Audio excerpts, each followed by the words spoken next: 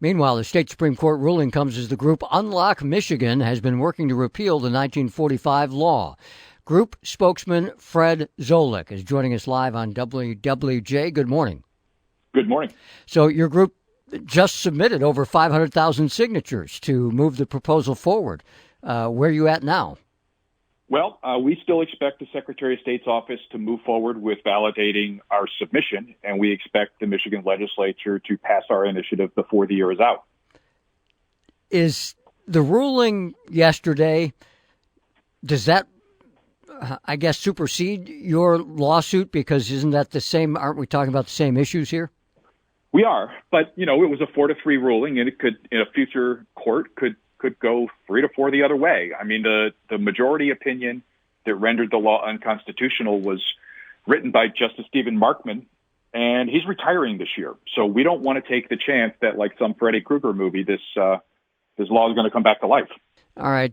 So the University of Michigan law professor that we spoke to last hour on this said many of the governor's public health emergency orders won't even be affected by this ruling. Is that your take on the ruling yesterday from the Supreme Court as well? Well, we think that the governor should take a look at the spirit of this ruling as well, that this court is saying that no politician can be given unlimited power for an unlimited duration to rule by decree, that she does not have plenary police power the way the legislature does, and that these orders are not well thought through. And she ought to, just sort of recognize where that order is coming from.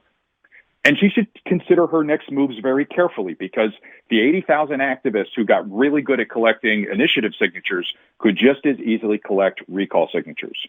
Are you at all concerned the governor? Well, first of all, she said her orders remain in effect for 21 days. We were somewhat confused by that. How about you? That's just being stubborn on her part. She's had a Supreme Court order that says her orders are unconstitutional.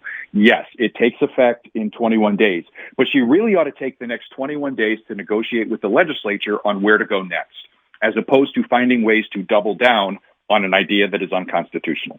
Well, you say she's being stubborn. I'm wondering if you think, are you concerned at all she's going to continue issuing further public health orders or executive orders or emergency actions? Who knows? I mean, she really shouldn't. She's been put on notice by the court that she's behaving in a way that's inconsistent with our Constitution. Any sensible elected official would take that as a pretty strong suggestion that they ought to stop. But if she thinks, she's going to run out the clock somehow, let's see. But, they're supposed to respect these court orders. So the 1945 law is the one you want repealed, but I understand there's a number of other ones that she could operate under or has operated under. Is that what you've heard?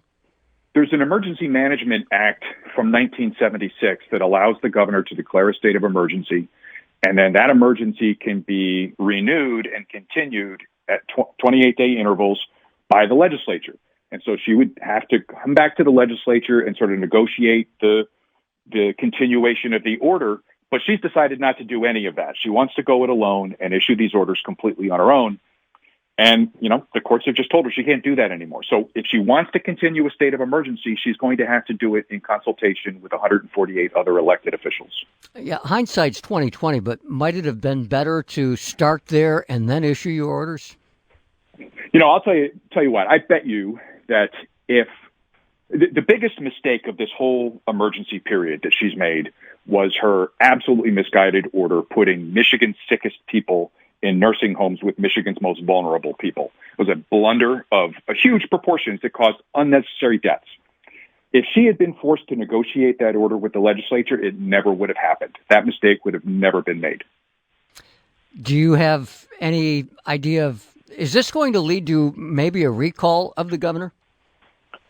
Well, I mean, that's up to her at this stage. If she wants to comply with the Supreme Court's order to stop this behavior, then it doesn't need to. But she just seems hell-bent on, sort of ruling by magic wand. And, it's just not the way Michigan's government is supposed to work.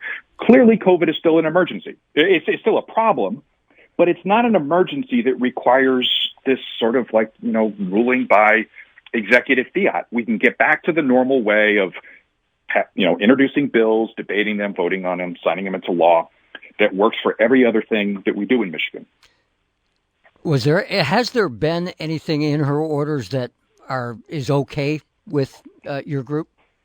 Well, early on, she was sort of doing this in consultation with legislators, and they renewed the emergency on a couple of occasions. But I think there's many parts of the state that ought to get completely back to normal. And then every citizen can make their own decision about if they walk into a restaurant and don't think it's safe and they don't like it, then they can walk back out because they're grown-ups, right? I mean, we can all make these choices for ourselves at some point, but we have to give small businesses a chance to survive. They need a fighting chance. All right, so and sort of these arbitrary rules that say only 50% of what the fire marshal says is safe, nobody can operate that way forever. All right, so you had 538,000 signatures that you gave to the board that will oversee and decide whether we get to go forward with the ballot initiative. You only needed 340,000, but already the Attorney General has said, State Attorney General has said, not even close. Where are you at on that? I'm not sure. The Attorney General has sort of launched some investigation. We've identified a few people who were paid Democratic political operatives who have been trying to undermine our effort. One was actually a consultant to Secretary of State Jocelyn Benson, who forged her husband's signature on our petition for the cameras, and somehow this is supposed to make us look bad. They're committing crimes to undermine us. And then, so if the Attorney General can't find this woman, she should just call Jocelyn Benson because she'll know exactly where she is. There's no reason why, with 200,000 spare signatures in our submission, that they can't certify the sufficiency of these signatures in the next 60 days. And then the legislature will have basically the whole month of December to consider our initiative.